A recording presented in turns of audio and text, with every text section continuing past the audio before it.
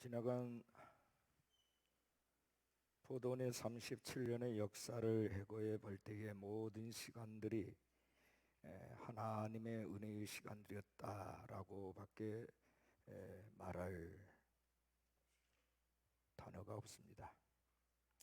하나님의 돌보심과 인도하심이 없었다면 오늘 우리가 어찌 이곳에 있을 수 있겠습니까? 1982년 11월 28일 저희 가정에서 시작된 작은 교회가 벌써 37년이 지나서 이제 대가족이 되었습니다. 전적으로 하나님의 크신 은혜입니다. 사도 바울이 나의 나된 것은 하나님의 은혜라고 고백했듯이 이 땅에 많은 교회들이 세워지고 쇠퇴하고 소멸되어 가지만 하나님은 우리 포도원 교회를 왕성하게 이끌어 주셨습니다. 지난 37년은 수많은 우리 성도들의 헌신과 희생과 섬김이 있었습니다. 무려 4번씩이나 성전 건축을 거치면서 억압을 깨뜨리고 피와 땀과 희생을 내어 드리는 귀한 우리 가족들입니다. 그 가운데는 이미 천국에 가신 분들도 상당수 있습니다. 37년의 역사는 합력하여 선을 이루시는 살아있는 역사였습니다. 때를 따라 하나님께서는 필요한 일꾼들을 보내주셨고 필요들을 채워주셨습니다. 모든 게 다 하나님의 손길과 섭리 속에서 되어진 일입니다. 그래서 우리는 여기까지 인도하신 에베네셀의 하나님이라고 당당하게 말씀을 드릴 수가 있는 것입니다. 37년 동안을 한결같은 사랑으로 인도하신 우리 하나님께 다시 한번 우리 뜨거운 영광과 박수를 돌려드리겠습니다.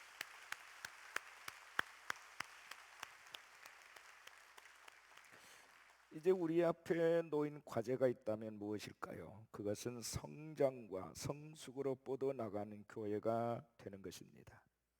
오늘 본문 배경인 에베소서 4장의 말씀은 교회의 성장과 성숙에 대해서 말씀을 하고 있습니다. 특히 15절 16절에 보면 오직 사랑 안에서 잠드는 것을 하여 범사에 그에게까지 자랄지라. 그는 머리니 곧 그리스도라. 그에게서 온몸이 각 마디를 통하여 도움을 받음으로 연결되고 결합되어 각 지체의 분량대로 역사하여 그 몸을 자라게 하며 사랑 안에서 스스로 세우느니라. 교회는 그리스도를 닮아가는 것, 이것이 바로 교회가 있어야 될 존재 이유이고 목적입니다. 16절에 보면 그 몸을 자라게 하며라고 말씀합니다. 성장입니다. 15절에서 범사에 그에게까지 자랄지라. 이것은 곧 머리니 그리스도라 이렇게 말합니다. 성숙입니다. 그러니까 이 성장과 성숙은 마치 수레의 두 바퀴와 같습니다. 교회는 그리스도의 몸이에요. 그리스도의 몸된 교회는 머리가 되시는 그리스도를 정점으로 우리 각자는 그분에게 붙어 있는 지체가 되는 것입니다. 몸이라고 하는 것은 무엇을 말하는 겁니까? 유기체고 하나의 생명체라는 것이죠. 이 생명체는 늘 움직이고 변하고 자라나는 특성을 가지고 있습니다. 그래서 그의 생명체이기 때문에 성장하고 성숙되어 가야 하는 것입니다. 자, 오늘 제목입니다. 우리 한번 따라하겠습니다. 성장과 성숙이 있는 교회. 다시 한번요. 성장과 성숙이 있는 교회. 여러분, 성장이라고 하는 것이 무엇입니까? 몸집이 커지는 것을 성장이라고 합니다. 그러나 이 성장에는 반드시 성숙함이 동반되어야 하는 것입니다. 그래야만 건강한 성장을 이룰 수 있습니다. 자, 여기 앞에 두 종류의 초등학생이 있다고 가정을 해보겠습니다. 한 학생은 몸집은 어른만큼이나 큰데 정신연령은 유치원 수준이라고 생각해 보세요. 다른 학생은 반대로 정신연령은 대학생 수준인데 그 몸집은 유치원 수준이에요. 자, 둘 다 비정상입니다. 성장에는 성숙이 동반되어야 하고 성숙에는 성장이 또한 동반되어야 하는 것이죠. 한국교회가 따가운 눈총을 받는 이유는 무엇일까? 몸집은 커졌는데 그만큼 성숙하지 못했다 하는 것입니다. 교회에서는 나름 열심인데 세상에서는 덕을 끼치는 삶을 살지 못한다는데 문제가 있습니다. 14절 말씀에는 이는 우리가 이제부터 어린아이가 되지 아니하여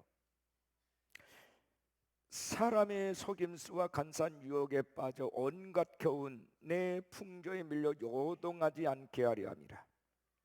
이 어린아이는 뭘 말하고 있는 겁니까? 어린아이와 같이 되지 아니한다. 어린아이, 아주 이기적인 존재가 어린아이입니다. 자기밖에 몰라요.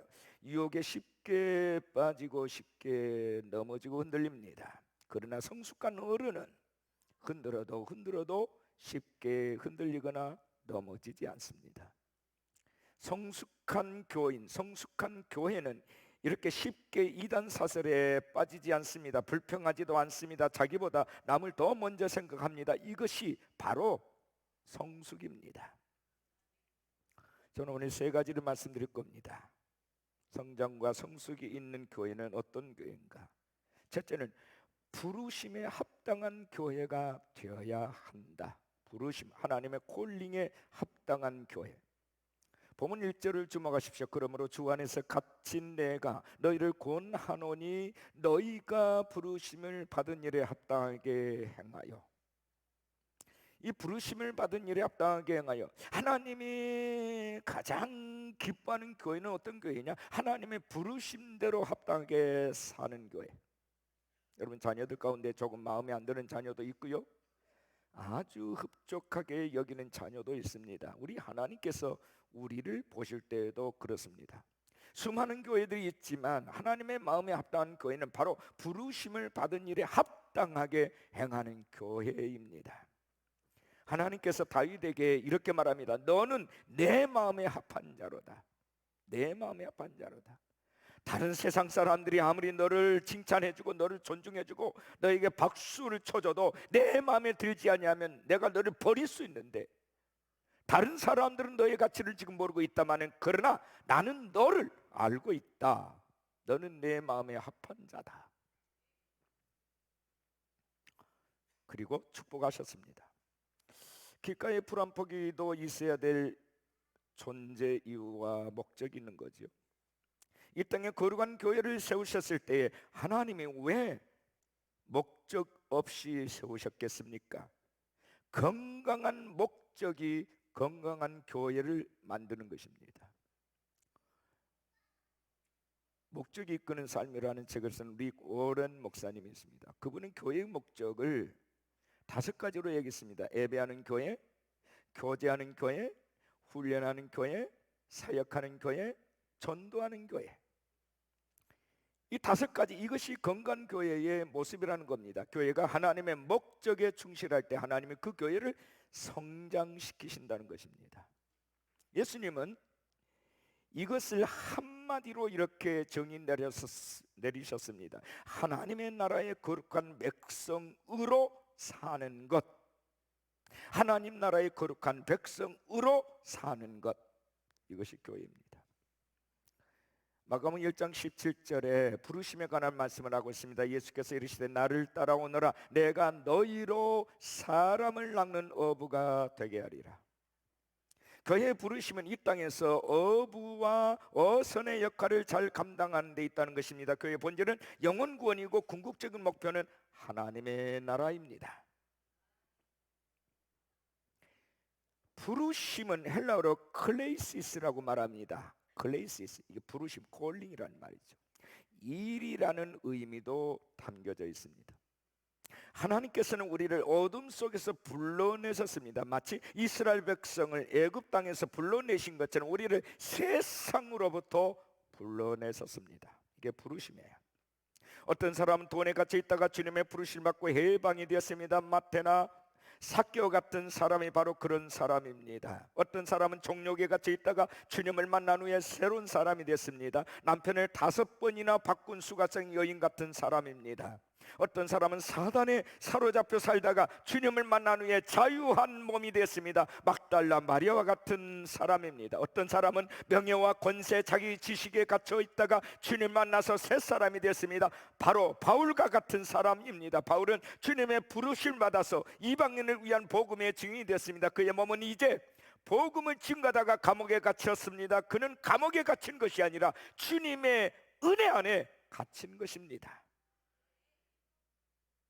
오늘 본문은 그 갇힌 상태에서 우리에게 전해주고 있는 하나님의 메시지입니다. 정채봉님이 주로 동화 얘기를 많이 쓰셨죠. 정채봉 씨가 쓴 동화 중에 참 맑고 좋은 생각이라는 책에 나오는 내용이 있는데요, 이런 내용입니다. 어미소가 2마리 송아지를 낳았습니다. 자라난 송아지들에게 곱비를 매기 위해서 콧뚜레를 할 때가 됐습니다. 첫째 송아지가 농부에게 사정을 합니다. 제발 저에게 콧뚜레를 하지 말아주세요. 농부가 말합니다. 콧뚜레를 하지 않으면 망아지처럼 되고 말 텐데. 아닙니다. 그것은 옛날 생각입니다. 두고 보세요. 콧뚜레를 하지 않아도 2배로 일을 잘할 거예요. 그래서 농부는 첫째 송아지에게는 콧뚜레를 하지 않냐고 2번째 송아지에게만 콧뚜레를 했습니다. 첫째 송아지는 약속대로 콧뚜레 없이도 스스로 멍에를 메고 쟁기도 끌었습니다. 콧뚜레란 동생 송아지가 지쳐 쉴 때에도 힘을 내서 달구지를 끌기도 했습니다. 그런데 이렇게 자라던 첫째 송아지가 차츰 꾀가 나기 시작했습니다. 이를 피해서 달아나기도 하고 자신을 잡으러 온 농부에게 뒷발질을 하기도 했습니다. 어느 날 첫째 송아지가 보이질 않았습니다. 행방을 묻는 둘째 송아지에게 주인은 이렇게 말합니다. 일도 하지 않고 꾀만 부려서 도살장으로 보냈다. 이런 내용입니다. 콧뚜레를 뚫리면 우선은 부자유한 것처럼 보이고 매이는 것처럼 보이지만 그걸 뚫지 않으면 자유롭게 스스로 할 수 있을 것 같지만 그렇지 않은 거예요. 하나님이 율법이라는 말씀을 우리에게 주신 이유가 바로 거기에 있습니다.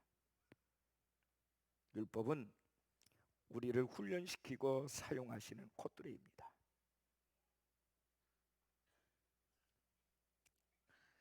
주님의 부르심을 받은 사람들은 주님의 사랑과 은혜가 너무나도 크고 감사하기에 때로는 콧뚜레 없이도 자원하는 마음으로 부르심에 합당한 삶을 살아야 합니다. 자원하는 마음, 그게 뭘까요? 겸손하고 온유한 마음입니다. 직분이란 직책이란 콧대를 뚫어주면 더욱더 감사한 마음으로 충성해야 합니다. 이게 부르심이에요. 본문 2절에 모든 겸손과 온유로 하고라고 말하면 주님은 겸손한 그리스도인을 찾습니다. 하나님 앞에서 자기가 죄인임을 깨닫고 자기가 부족하고 무가치한 사람인 것을 알아서 한없이 낮아지고 또 낮아지는 겸손한 자를 들어 쓰십니다. 예수님은 온유하고 겸손한 자의 모델이 되셨습니다. 빌립보 2장 6절 이하에 그는 근본 하나님의 본체시나 하나님과 동등됨을 취할 것으로 여기지 아니하시고 오히려 자기를 비워 종의 형체를 가지사 사람들과 같이 되셨고 사람의 모양으로 나타나사 자기를 낮추시고 죽기까지 복종하셨으니 곧 십자가에 죽으심이라. 죽기까지 복종하셨다. 마태복음 11장 29절에 나는 마음이 온유하고 겸손하니 나의 멍에를 메고 내게 배우라. 나와 같이 멍에를 메자. 그리고 내게 배울지어다. 뭘 배워요? 마음이 온유하고 겸손한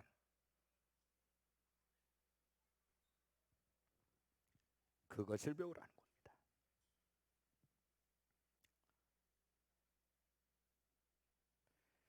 저는 제 자신에 대해서 많은 실험을 해봤어요. 내가 뜻을 정하고 하나님과의 관계 속에서 내가 새벽을 깨우겠다든지 아니면 어떤 헌금을 드리겠다든지 이런 약정을 하고 실행할 때 아무 생각 없이 할 때하고는 분명히 차이가 있어요. 물론 하나님과 약정을 하고 언약 관계 속에서 할 때에는 정말 힘들기도 하고 또 때로는 뒤를 돌아보는 이런 후회되는 마음도 없지 않지만 그러나 그런 약정들이 내게는 콧대가 되어서 나를 훈련시켰고 하나님이 쓰기에 합당한 자로 만들어 가시더라는 것입니다. 자유가 항상 좋은 게 아니에요. 마냥 좋으면 그것은 방종이 될 수 있거든요.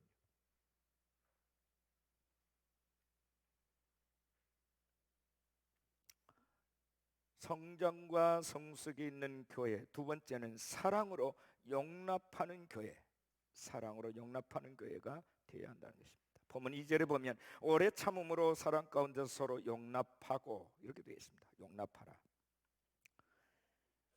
세 가지를 말씀드리겠습니다. 첫째, 용납은 뭐냐? 상대를 받아들이는 것입니다.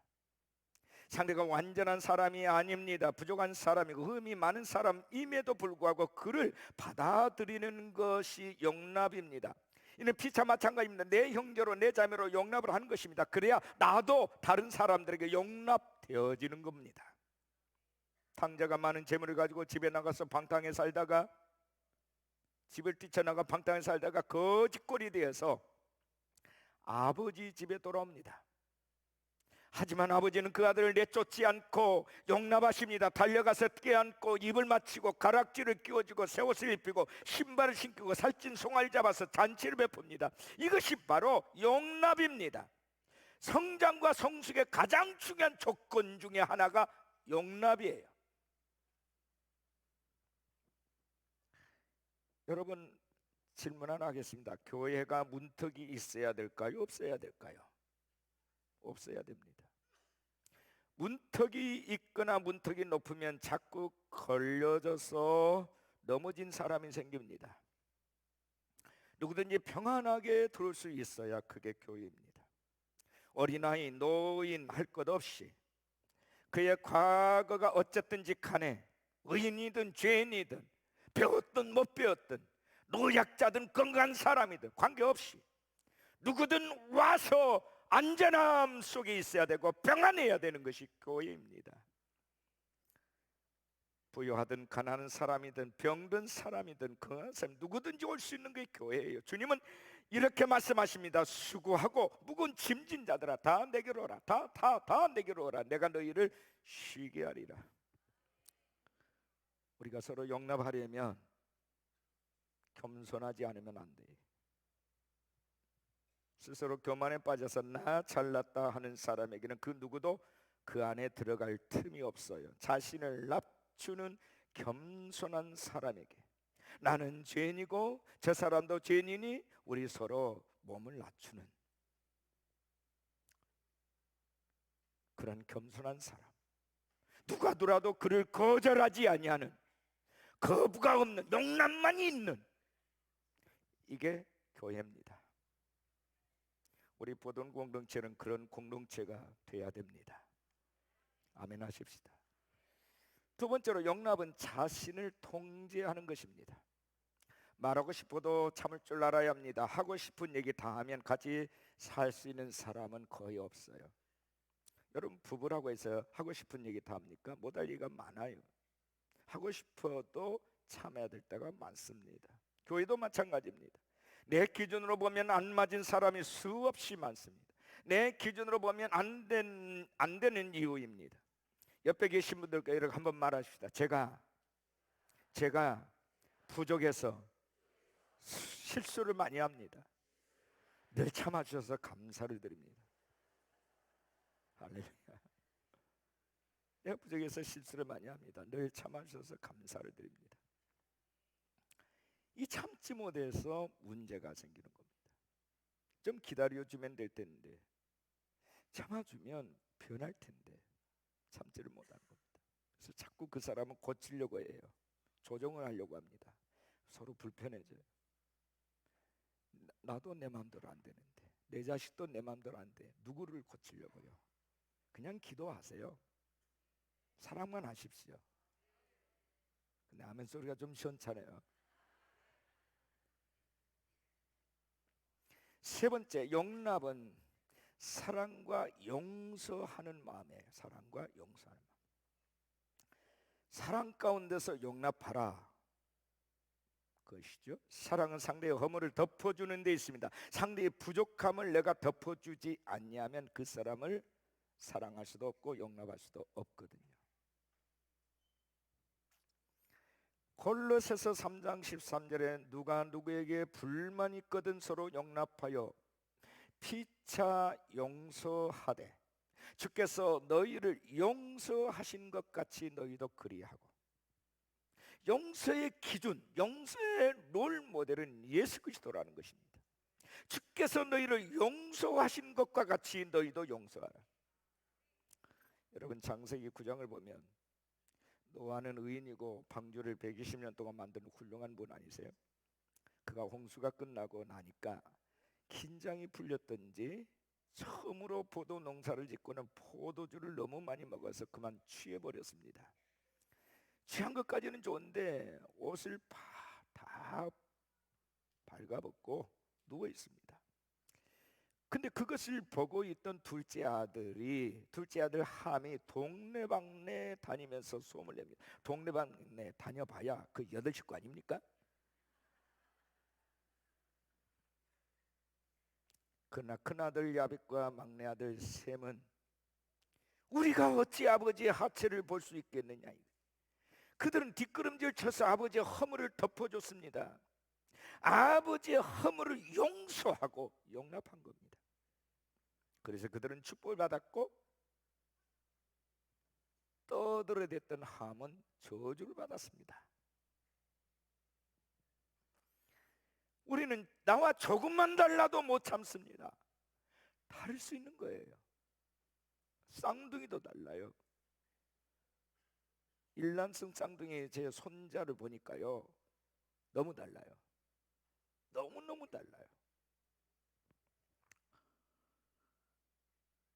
늘 조용조용하게 예배를 인도하시는 어느 목사님께서 어느 날 다른 교회 가서 집회를 인도하시는데, 아니 설교도 시작하기 전에 주여 삼창을 하겠습니다 하면서 막 그냥 소리를 지르면서 통성을 기도하는데 정신이 하나도 없더래요.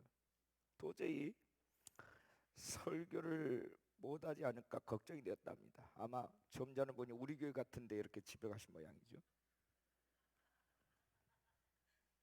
막상 설교를 시작하니까, 그런데 그 교인들이 얼마나 설교 말씀을 진지하게 받든지 말끝마다 아멘 아멘 하면서 받는 거예요. 마치 스펀지가 물을 빨아들이시 말씀을 그렇게 먹더랍니다. 이것을 본 강사 목사님이 내 생각이 너무나도 한쪽으로 치우쳐져 있구나 하는 생각을 하고 회개를 했다는 겁니다. 내 안에 편견이 있었구나.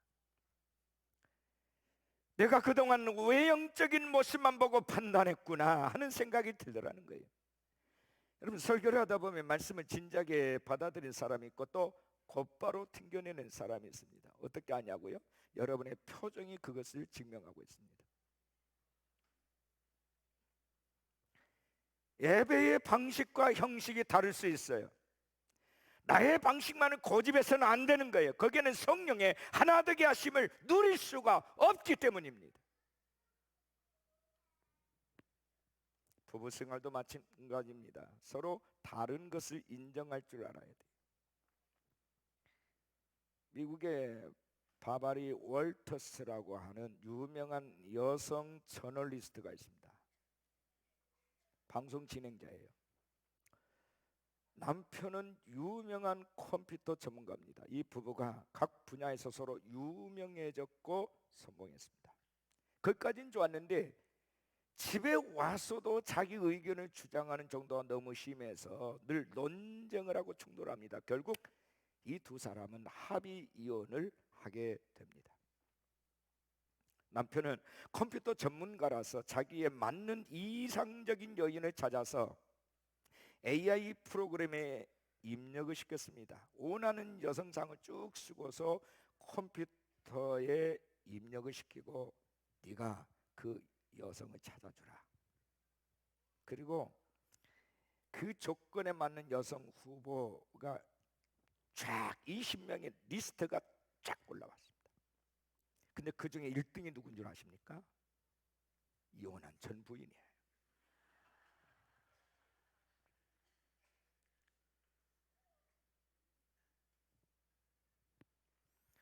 부부란 그런 거예요.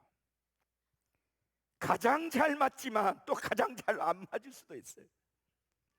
왜? 서로 이해하지 않고 인내하지 않고 용서하지 않으면 용납이 불가능하기 때문에.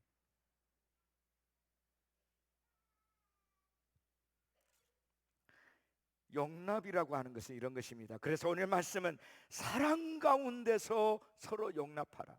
사랑 가운데서 서로 용납하라.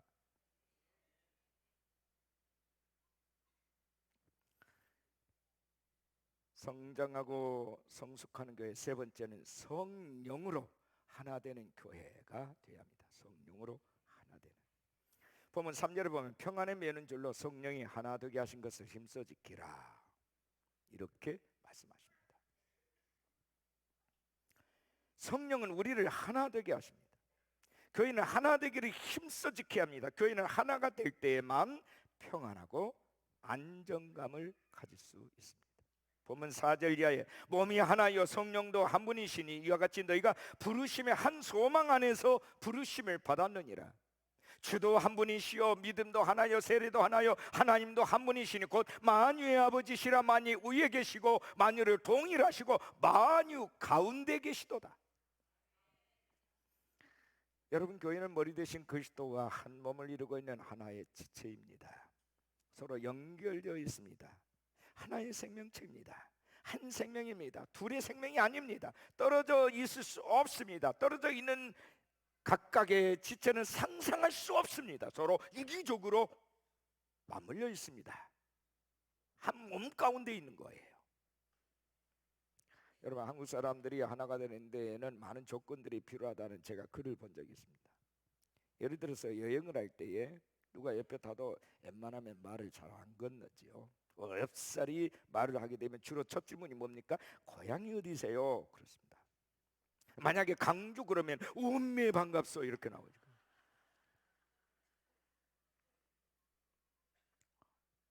마음이 벌써 50% 정도는 열리죠. 초등학교 어디 나왔습니까? 중학교 어디 나왔나? 나중에 고등학교까지 일치했다. 100% 마음이 열립니다. 너무 정적이에요, 우리 민족이. 그러나 여러분, 우리가 진정으로 물어야 할 게 따로 있죠. 자, 옆에 계신 분께 한번 물어보십시다. 한 자리에 앉아서 여행하게 돼서 영광입니다. 예수님 믿으세요? 이렇게. 아멘. 아, 예수님 믿으십니까? 이게 크리스찬이에요. 그리고 예수 믿는다 그러면 그냥 버스에서 낼 때 여행이 끝날 때까지 행복한 거예요. 그래야 되는 거 아닙니까?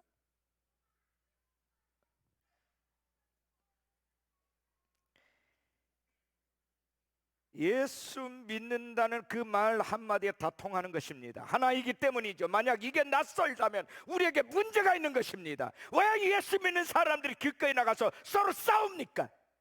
안 되는 거예요. 이념이 다를 수 있어요. 생각이 다를 수 있습니다. 그러나 싸우면 안 돼요. 왜요? 성령님은, 우리 안에 계신 성령님은 한 분이시고 예수님도 한 분이시기 때문입니다. 누구하고도 하나 될 수 있게 하시는 영이시기 때문에. 분열하는 것은 사탄이지 성령이 아니시거든요. 왜 싸우는 겁니까? 싸우면 안 돼요.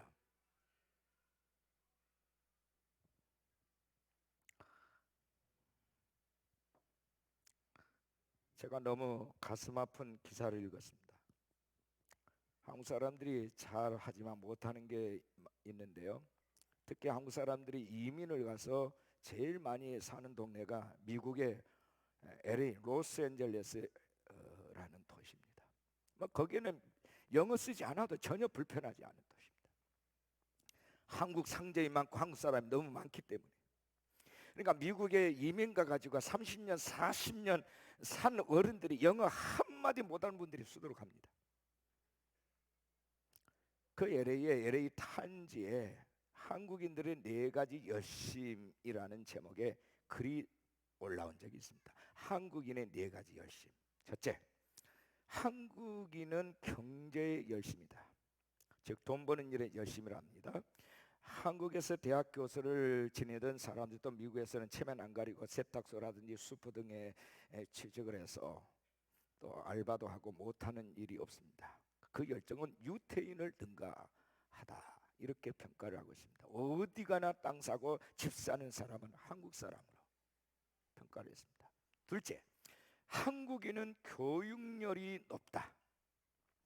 자식을 좋은 대학에 보낼 수만 있다면 물불을 가지 않는다는 것입니다. 이 열심은 국내에서나 외국에서나 마찬가지입니다. 그래서 대학의 수석 졸업자들 중에는 한국인이 많습니다. 셋째, 한국인의 신앙 열기가 뜨겁다. 중국인은 어딜 가든지 음식점을 세우고 일본인은 어디 가든지 회사를 세우는데 한국인은 어디 가든지 교회를 세운답니다. 10사람만 모이면 교회를 세웁니다. 넷째, 이게 문제인데요. 한국인은 모이기만 하면 서로 싸운다. 3명이 모이면 2대1로 갈라지고 5명이 모여지면 3대2로 갈라집니다. 10명이 모이면 5대5로 갈라집니다. 남이 잘 되면 꼭 끄집어 내리는 것이 한국인의 특성이랍니다. 같은 한국인끼리도 좀 잘 되려고 하면 서로 비방하고 질타고 시기하는 민족성을 가지고 있다라고 적고 있습니다. 오죽하면 사촌이 땅 사면 배가 아프다는 말이 있겠습니까? 그래서 타임즈에서 마지막으로 꼬집은 말은 이 말입니다. 한국인은 절대 미국인과 싸우지 않고 자기들끼리 싸우기 때문에 신경 쓸 게 없다.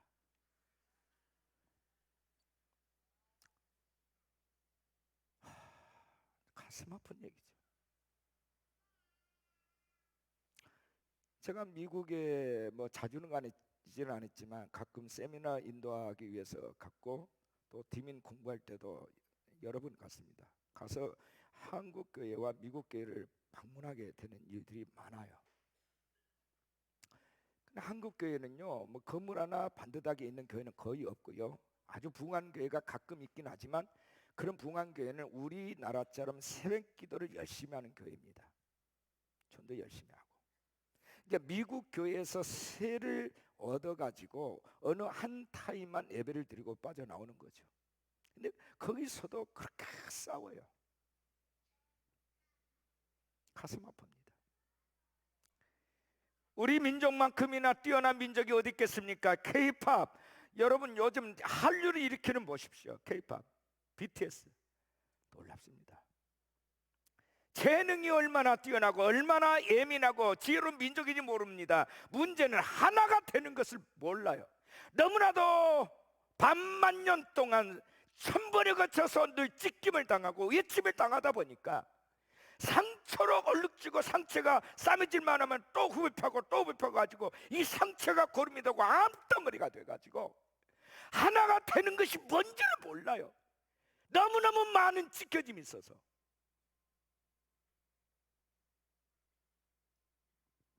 이게 우리 민족성입니다. 어떻게 하나님의 사람들이 교회 안에서 한 분이신 예수를 믿고 한 분 성령의 은혜 가운데 있는데 어떻게 분열할 수 있습니까? 어떻게 서로 시기질하고 삿대질하고 분쟁할 수 있나요? 그런데 그렇게 하는 거예요.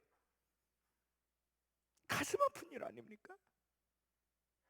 그래서 세상 사람들이 교회를 보고 손가락질을 하는 겁니다. 성장과 성숙함이 무르익는 우리 교회가 되어지기를 소망합니다. 벤자민 플랭클린이 젊은 시절에 청운의 꿈을 가지고 자기가 살고 있던 시골을 떠나서 큰 도시로 나가려고 할 때에 교회 목사님을 찾아가서 작별 인사하면서 마지막 충고해 주기를 부탁을 했습니다. 목사님 아무 말씀하지 않고 눈만 끔뻑이면서 그를 쳐다보고 있는 거예요. 하도 말씀을 안 하시니까 목사님 안녕히 계십시오 하고서 인사를 하고 방을 나오다가 자기도 모르게 문지방에 머리를 부딪혔습니다. 꽝 하고 부딪혔어요. 어찌나 아프다 인상 어찌 부렸어요. 그 모습을 본 목사님이 프랭클린에게 이렇게 말합니다. 여보게, 자네 앞으로 어디를 가든지 고개를 숙이고 다니게. 그리고 아무리 원치 않은 일을 당해도 인상 쓰지 말고 환하고 밝은 표정을 잃지 말게나. 그러면 자네는 어딜 가나 성공할 수 있을 거야. 그랬습니다. 그 목사님의 마지막 그 한마디가 플랭클린의 마음에 딱 박혔어요. 그는 어디서 무엇을 하든지 누구를 만나든 항상 내가 먼저 고개를 숙이자. 겸손한 자세를 취하자. 아무리 내가 언짢은 일을 당해도 싫어하는 사람을 만날지라도 기쁜 표정, 밝은 표정, 환한 표정을 잃지 말자. 이것이 그의 평생의 좌우명이 됐다는 겁니다. 결국 미국 역사상 위대한 사람 중에 한 사람으로 손꼽히게 된 것입니다. 벤자민 플랭클린. 37주년을 맞으면서 우리 교회가 다시 한번 다짐해야 될 것은 부르심에 합당한 교회로, 서로 용납하는 교회로, 성령 안에서 하나 되는 교회로 다시 한번 옷깃을 여미고 주님 앞에 겸손하게 무릎을 꿇는 우리 교회가 되어야 할 줄로 믿습니다. 이 도시를 섬기고 나라와 민족을 섬기고 통일한국 시대를 섬기고 열방을 섬기는 세대와 세대를 뛰어넘어서서 동가서와 이념과 이념을 뛰어넘어서서 하나님의 나라를 이식시키고 번성케 하는 모든 공동체가 되어지기를 주의 이름으로 축원합니다.